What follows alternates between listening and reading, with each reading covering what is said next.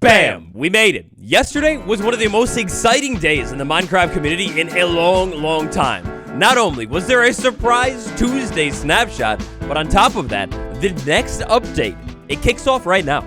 Now, in yesterday's snapshot video, thank you all for watching, and I teased this little locator bar thing. Behind the scenes look at a day in the life of somebody who likes the Bedrock previews. This loading symbol, and that loading symbol, and one more loading symbol while we're at it.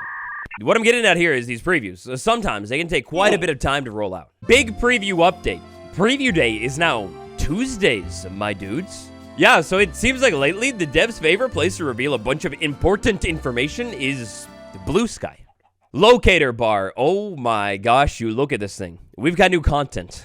So right at the top of the announcement article for this new locator bar, we finished our first game drop of 2025, so why not start the next one? Look, whatever Mojang is on in 2025 with like a banger feature after banger feature, a bunch of exciting snapshots, I love it, that I'm so here for it.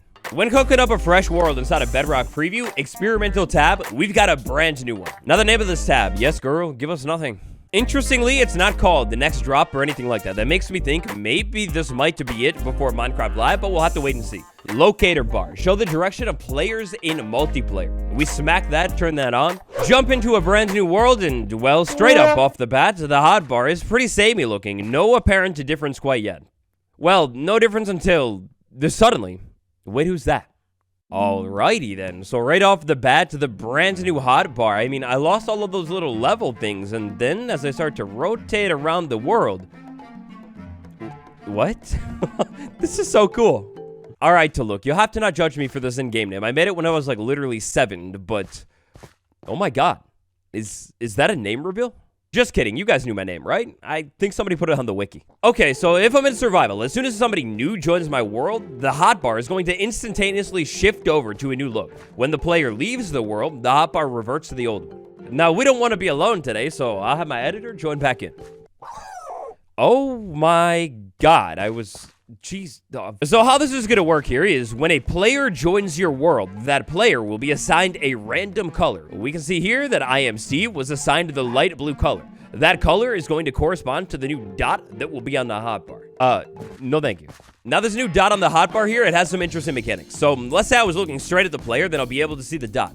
If I'm not looking at the player, like the player isn't within the degree radius of the hotbar, or basically like the default first-person FOV, well, if the player isn't within that FOV, then the dot is going to entirely disappear from the hotbar. We can see this whole first-person FOV thing really shown off here when we go into third-person and like move. I can see the player still on the screen, but the dot on the hotbar, it's just entirely gone. And as far as I'm aware right now, even if I were to say adjust the FOV, zoom it in like crazy, it doesn't affect the dots and when it will actually show up on the hotbar. Now keep in mind that we're checking out the latest preview today, but all of this will be coming to a Java snapshot at some time soon. I'm curious if this is going to end up being in one of the pre-releases, or if we're just going to have to wait for the new update to actually fully be out, and then we'll have access to it. Now in-game, something interesting will happen if we had a player, say, maybe trying to be a little bit sneaky. As soon as that beautifully handsome player were to sneak here for us, that dot instantly vanishes. Yeah, so you're playing a little prank, a goof with the guys in the local realm. If you don't want to be caught, you're going to have to sneak or... hold up a minute. What's the button to actually use something? Look, sneaking's not the only way. If a player were to wear a carved pumpkin, then that player is entirely invisible from the hotbar as well. But wait, there's even more. Because if a player were properly invisible, well, then that invisible player is 100% hidden from the hotbar as well. Oh, shoot, this is crazy. The attention to detail and depth with a simple hotbar mechanic is kind of crazy. So the initial announcement post here, it kind of unpacks all of those interesting mechanics for us. And then as soon as the player, of course, loses invisibility, then they're back on the hotbar. But wait, you thought we were done with the hotbar mechanics? No, there's more. So far today, we've been checking out all of this mechanic when I'm on essentially the same plane, like the same Y level as the player. Let's say, maybe I was on a different Y level, like maybe way higher. Well, you check that hotbar because it changed again. Now I have an arrow telling me the player is lower. And same thing is gonna happen if I were further down, like deep in the world. Alternatively, if I just look it down, the hotbar will also tell me, hey, look up, buddy. Somebody's right in front of you. Same thing here. If I look up, it's telling me to look back down. If a player's in spectator mode, they will also be entirely hidden from the hotbar. Now, all this is pretty cool. My next question here was, how far away does this work? Let's say I was looking straight at my friend, but I went really, really far away. Like, we're talking chunks on chunks on chunks. Well, it doesn't really seem to matter. If I were to take it to the extreme, like 1,000 blocks away, we'll get something new. It's crazy. Like, they've thought of it all, man, because now when I'm really, really far away, the icon, I mean, it's still there, but it's way, way lighter. It's a genius, like such a smart way to show off that the player is actually really, really far away, but it's definitely here. Now, even though I'm really far away, if I were to look down or up a little bit, the same thing will happen. The arrow will pop up and let me know that the player is not only far away, but also higher up than me. According to the changelog right here, of course, this thing is not only experimental, but it's also a little bit bugged right now. They recommend currently using the locator bar with a simulation distance of 4 chunks. I'm shocked. I'm honestly amazed at how polished and thought out this feature is. So far, so beautiful, but what about levels? Let's say I had a little bit of levels going on. Well, the locator bar, it disappears. But then it doesn't. So this is kind of crazy. When I get a little bit of experience, the bar changes over to the experience, but then, after a couple of seconds of not getting experience, it pops back over to the locator bar. Oh, that's so clever. That's so smart. That's such a good way to add to the UI without, like, stacking and expanding it like I've seen some mods do. That's insane. Last but not least, you might be wondering about maps with the locator bar. How does this work? Well, if I use a map and I have the locator bar as well, the player's icon is going to correspond to the arrow icon on the map. But there's no faces, at least yet. Another little update tied to this one right here, we'll find it on the official Minecraft Instagram. So this is the post they threw up here talking all about this brand new feature and the maps. They have faces. So check this out. While we're on top of each other, like right next to each other, there is no face. But as soon as the player moves a little bit farther away, the face that pops up. And even more insane here, if you watch this map, the face is animated as well. Like Steven over there is blinking on the map from time to time. Let's say Steven were to move off of the map. Well, once the player gets even farther away, like off of the map, it turns back to that little colored dot icon that'll correspond with whatever's going on the hotbar. And then when we're back on the map, the face is back, baby. This thing is crazy. It's so thought out, so polished, and it only makes me wonder what 1.22 is going to be. Like, this has got to tie in some way, right? Unless it's just a quality of life thing. Now, as beautiful as all of that locator bar stuff is, that's not all to Minecraft's newest preview. Which, by the way, is the first preview kicking off this brand new update and new era.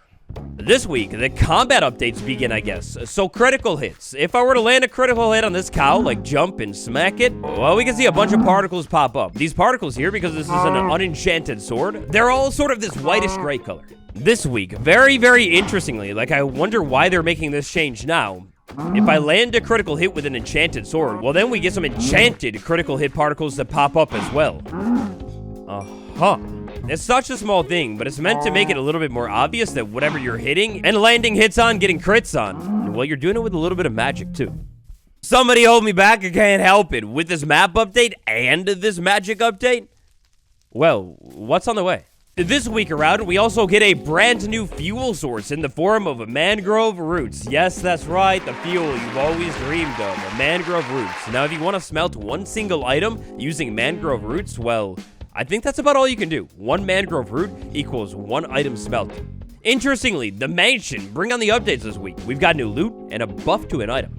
Inside of the Woodland Mansion, I mean, you know how it goes. The loot is so rare, but if somehow, perhaps against all odds, you were ever able to find a loot chest inside of this thing, well, you'll now be able to find iron axes enchanted with efficiency 1. Now, alongside that change, sort of related to the Woodland Mansion, the Totem of Undying. Well, this week, we've got a huge change.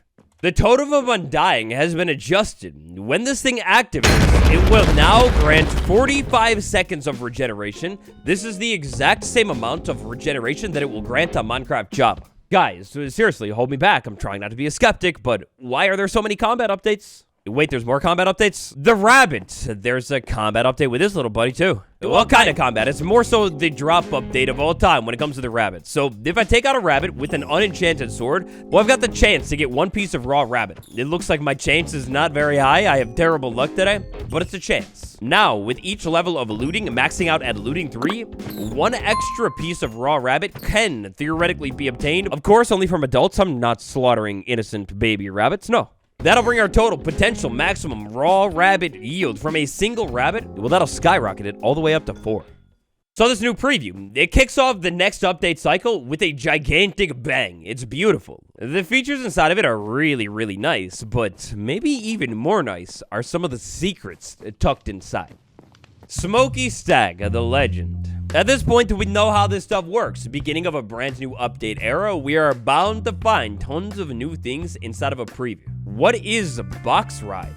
A few UI textures got added in today's preview. And then I believe every single one of these textures that Smokey is showing off right here are all brand new textures. Some of these things like box exit, maybe that's like leaving a container or something. Horse exit, I mean, pretty straightforward. Locator arrow, that's with the map. Ping, of course, that relates to connection.